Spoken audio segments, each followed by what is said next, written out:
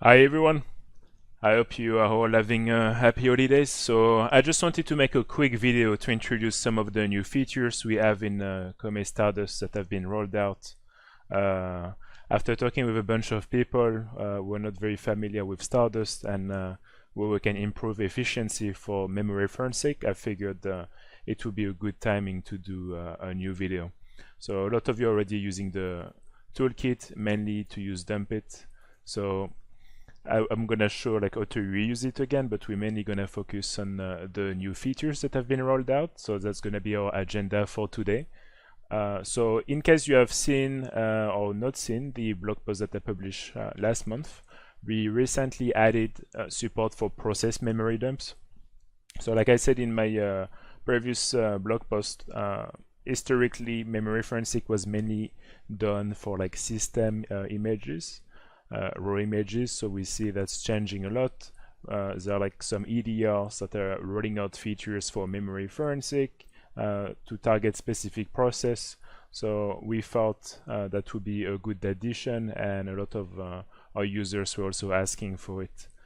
So at the same time, we also added YARA support, especially in the case of process memory dump. Since you don't have access to kernel memory objects, YARA signatures are very useful. Thanks again to Ivan for Manalize. So we're changing a lot on the topic, and we were talking about the signatures he was using. So they are the signatures we're using now, and if you have more signatures that you would like to see, you're more than welcome to submit them. We would review them and add them to our YARA signature collection. Um, which is pretty interesting now. Like we won't see it in today's video, but for instance, to like retrieve like Bitcoin or Monero addresses. So after exchanging with Ivan, we're discussing how to do that in an efficient way. So we can also do that in the process memories, but also in like system images. Also, a very useful feature now is after you finish a scan, after uploading an image, so either process memory dump or a system images, you can now generate a report, so human-readable report. I want to highlight that part. We're gonna see it after, but as we know, like a lot of people don't do memory forensic because it's time consuming, it's too complicated. A lot of the command line tools are not very like sustainable. When you want to do analysis, it can take up to multiple days just to do something very basic, and especially since a lot of the tasks are like very redundant. Adding like report generation was one of the main goals initially when we started to work on the Comae Stardust project. And last but not least, you can now publish snapshots, which is pretty useful. So I'm probably gonna drop a link on Twitter as an example after.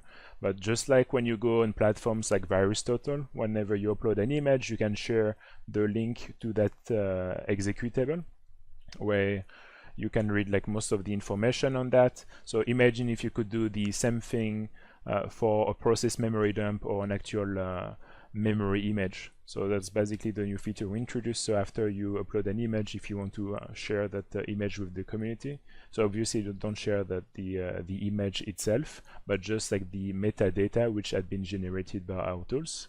And from there, like the whole interface from Stardust is accessible to guest visitors.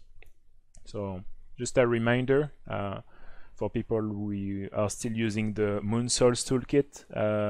Moonsource has been discontinued for many years, so that's the new name. So if you want to dump it now, always download it from this address. So for all the recent updates and latest tools, they are going to be inside of this, including like Swish DBG EXT for Windows Debugger, so you can just use it from that toolkit, and if you're doing some manual analysis with Windows Debugger, you can just get it directly from the toolkit.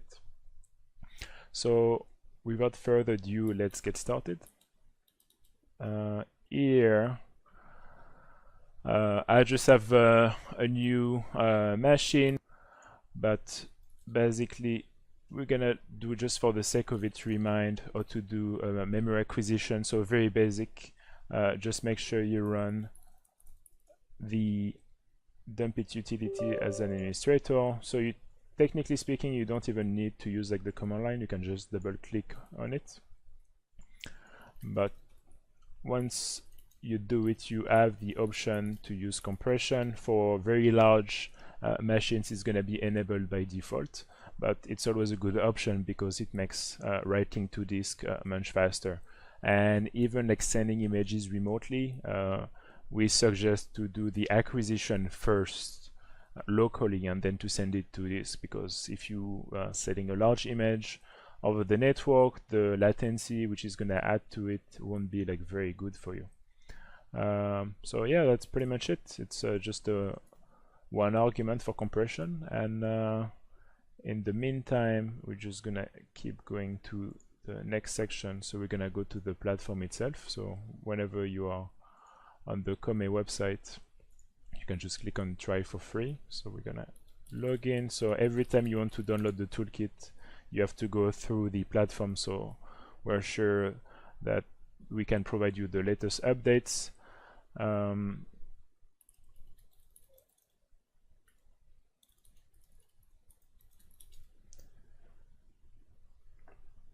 So we're really happy. Like a few months back, we passed the 10,000 registered users. So that's a pretty good milestone for us. So now, whenever you want to download the toolkit, you just go here, and you're going to be able to download it from here. Whenever you register, you have a 7 days like trial for uploading images, but even after your trial period is expired, you will still be able to download the Comae toolkit. So I'm gonna start with the process memory dump. So one of the quickest way to do like a process memory dump is actually to launch the task manager. So here I have a very standard machine, and we're gonna take a process called Twitch. So I just installed it now. Twitch is known mainly like for like streaming. So I'm just gonna download it so we can have a look at what it does. So let's create, do a right click, do create process dump. So we have the address here. I'm gonna open a new terminal window. Gonna go to our demo account, and we're gonna copy it in our local directory. Because we already have finished our acquisition. So here for like 16 gigabytes, it took 1 minute and 30 seconds. So pretty fast. And then the image itself looks to be like almost 3 gigabytes once it's compressed instead of 16 gigabytes. If you have like dump images, like you can also like compress them as zip files before sending them to the platform. It's gonna make it much faster to upload, obviously. And by default, again, I've been saying that many times for many years, but so by default, like with dump it, we generate like Microsoft Crash dump images, because like raw images are useless. It removes a lot of like relevant information that should be captured. And I was talking about it with a researcher recently. So the way we generate it is we just add the Microsoft Crash dump either at the beginning. So it's going to be like 1 page for 32-bit system and 2 pages for like the 64-bit system. And then we just add the raw images. So literally, like the complexity is like very basic. We just add the either. So for people who are saying, oh, it's making it more complex and everything, that's not really a valid argument, and we kept that in mind when we were doing it. So the image is as simple as possible, and the interoperability with Windows Debugger we think is really relevant, because even when like very advanced stuff happens, like eternal blue or like the double pulsar, when people do analysis, they're gonna end up using Windows Debugger at some point, not a lot of the other like options that are available. So we have our memory image now, so we're gonna upload it. So here, Twitch. So do we want to compress it? Yeah, let's compress it. So it's 400 megabytes. Let's compress it. So like I was saying before, instead of just sending a crash dump, especially even like we can see now in the case of process memory dumps, and it's an interesting trend that we see is like processes are becoming bigger and bigger. Obviously, like machines have more and more RAM because of that. A lot of the processes are very greedy. So analyzing RAM is becoming much more and more difficult if tools are being unreliable, and especially if they don't support like large images. So in our case, we have done trials with servers with up to half a terabyte of RAM. So it's close to like a lot of the hard drive that you would see, and we had no problem. So having something that's scalable also was one of the things we're keeping in mind. So we're just gonna send that image to the platform.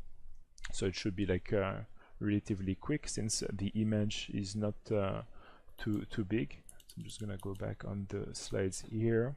So while it's uploading and while it's gonna do the scanning, so we just saw like how to do like a process memory dump without using any third-party tools, so that can be very useful to do analysis. And you can see like the output, which I was showing to a friend before, looks very closely to what you would get from sandboxing a process, but here we're not sandboxing the process. We're just like taking a running process and getting a process memory dump from it.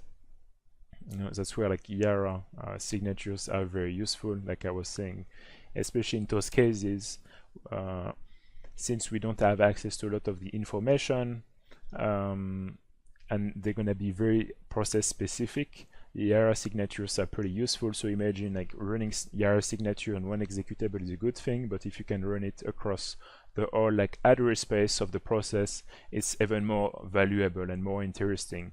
And unlike some of the announcements that have been done like a few months back by one of the EDR company who claims to do like memory forensic, they do it in real time, so it's not really memory forensic in that case. Like the memory forensic cases that we see, use cases that we see, is people who want to do like analysis and do like a deep dive, not just like scanning the memory of processes. So in an EDR context, still think like it's very different from an incident response process. And out of that, we're going to extract also all the metadata that any analyst would need. So it's going to be a lot of the information you would see in, let's say, Process Explorer or the Task Manager, like the list of processes, but also like the address descriptor of the process, so you can see the whole address space. So we're going to see that in a second. So it's being analyzed now. And coupling the address space with the list of DLL, for instance, can be very useful because that helps you to correlate the data. And also, obviously, we're going to extract the basic information from the processes, like the vendor names and all those like basic information you would see. But also, like we're going to see in a moment, for what comes with the processes, something which is really interesting to look at, and is also like the APIs and the sections that are used by the application. So to recognize non-standard like section names, but also combination of APIs can be like very useful and helps a lot to understand the behavior of a process. If you have been doing malware analysis for a while, you're gonna agree with the fact that a lot of the actual like process and malwares do a lot of the very same operations. So you can have a few families, but there is not like thousands of families. So a lot of the behaviors you would see would be like pretty standard and could be like analyzed like very quickly. So while it's finishing the analysis, here I just uploaded like a large image. So that's an image of the system that I took right before. So here we're gonna have the list of all the callbacks function. So here, like, nothing is malicious, but if anything like non-standard would have been recognized, it would have been highlighted. We also added support for the silo monitor callback function. So a few weeks back, Alex UNESCO was posting a tweet regarding how to recover the silo monitor callbacks. So that's a feature we added in the platform.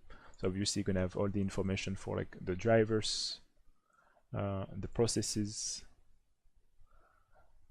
and so on. So whenever you're gonna click on a process, that's the view you're gonna have. So in the case of process memory dumps, that's the view we're gonna see. So just waiting a few more seconds for it to finish.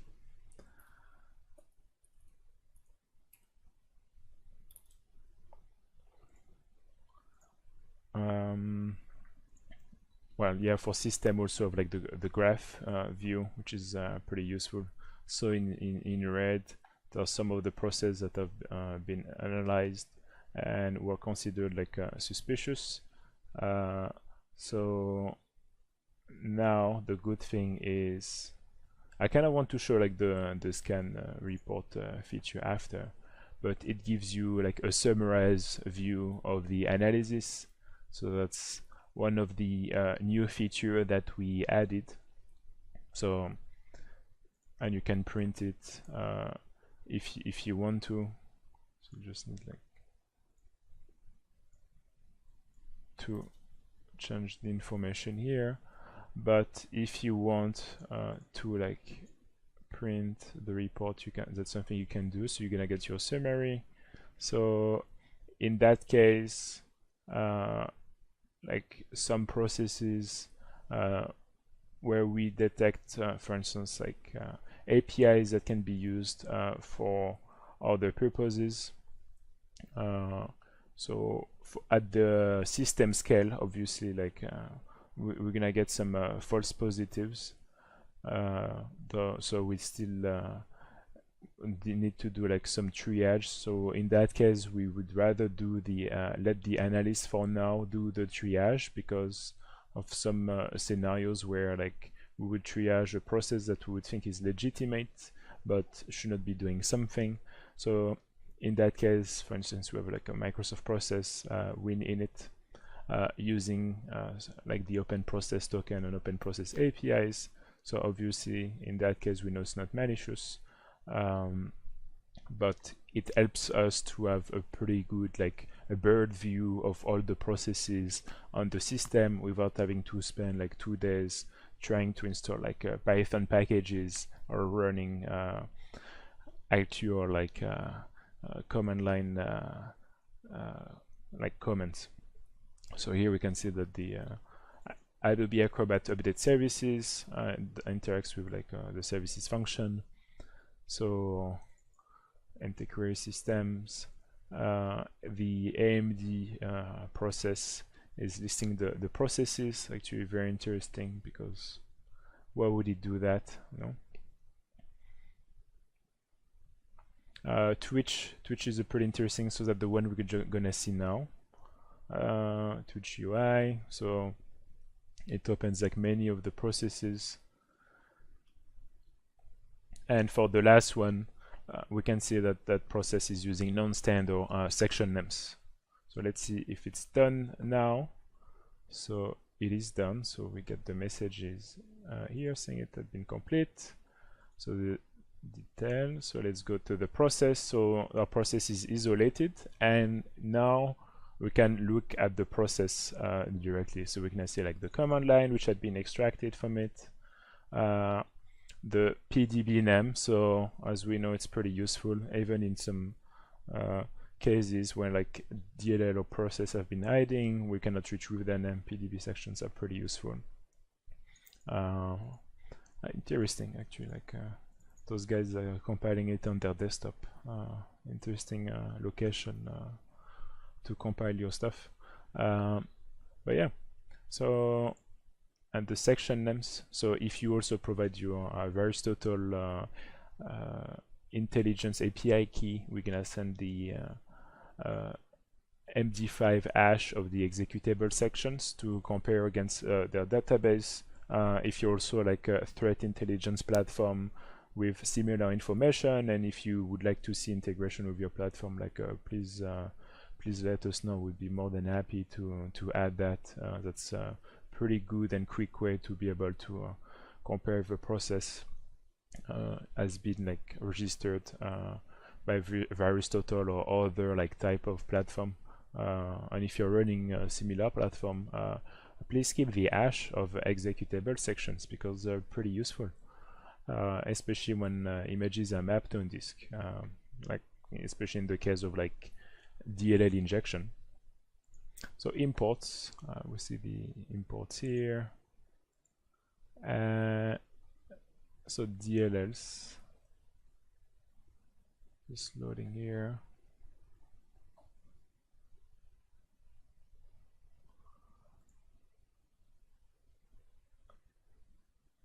And the VADs and the YARA signature. So in that case, it had been running the YARA signature on the process. So thanks again to Ivan for like exchanging and brainstorming on it. It had been like really useful. So it's pretty interesting because we can like quickly see like what strings have been like inside the process.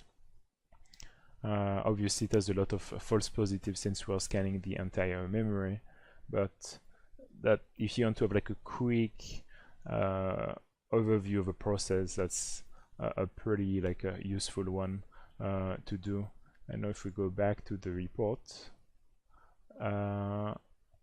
see, we can see like the DLL list was corrupted by task manager. So we're gonna have a lot of false positive due to task manager, but you know, like that's also like how you would see if DLL has been injected. But here, even though like the DLL was not listed in the list of processes, we can still like recover it from the memory descriptors and have access to the images and see like individually where they were. So now if we go back to the system image, we can have the same view for the DLLs of a specific process. Let's take LSAS, go to modules, and we should see all the DLLs, and again we can just like click on it and to see the same information on the DLL. So again, like I was saying, this is not a sandboxing. It's just done purely from like memory snapshot and memory images. So obviously if some things are being have been corrupted, they will not show, like we can see in the case of the process image we just did. But other than that, that's a pretty good way to get a lot of the information on a process very quickly. So yeah, if you have, I just wanted to make a quick like a video to explain the new features that have been rolled out.